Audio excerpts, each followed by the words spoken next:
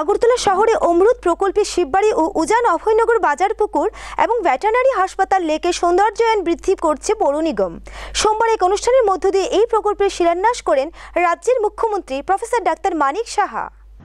অমৃত প্রকল্পের অধীনে আগরতলা শহরে বিভিন্ন পুকুরগুলিকে সৌন্দর্যায়নের কাজ শুরু করেছে পৌর নিগম। ইতিমধ্যে অমৃত প্রকল্পের মাধ্যমে আগরতলা শহরের কামারপুকুর, সাতলাখি পুকুর এবং উষাবাজার ও পঞ্চমুখ ওয়াটার ট্রিটমেন্ট প্ল্যান্টের কাজ সমাপ্ত করে উদ্বোধন পর্ব সমাপ্ত করা হয়েছে।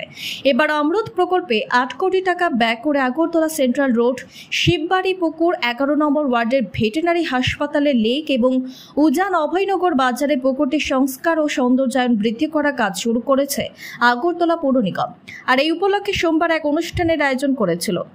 অনুষ্ঠানে উপস্থিত থেকে নব প্রকল্প 3টি শিলান্যাস করেন রাজ্যের মুখ্যমন্ত্রী প্রফেসর ডক্টর মানিক সাহা।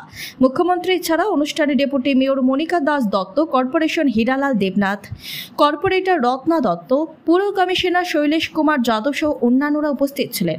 প্রকল্প 3টে শিলান্যাস করে আলোচনা করতে গিয়ে রাজ্যের মুখ্যমন্ত্রী বলেন, বর্তমান সরকার শুধু ডেভেলপমেন্ট করতে চায়, কাজের নামে রাজনীতি করতে চায় না।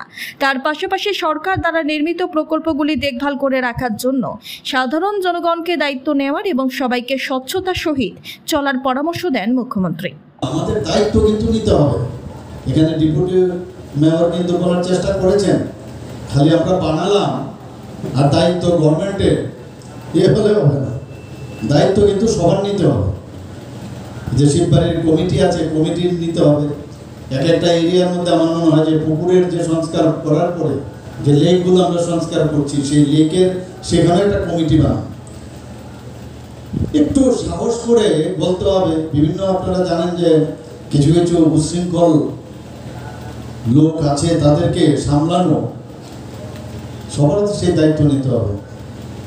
তো সেটা নিলে তবে যে সৌন্দর্যায়ন আমরা করছি সেটাকে আমরা প্রতিষ্ঠিত করতে হবে।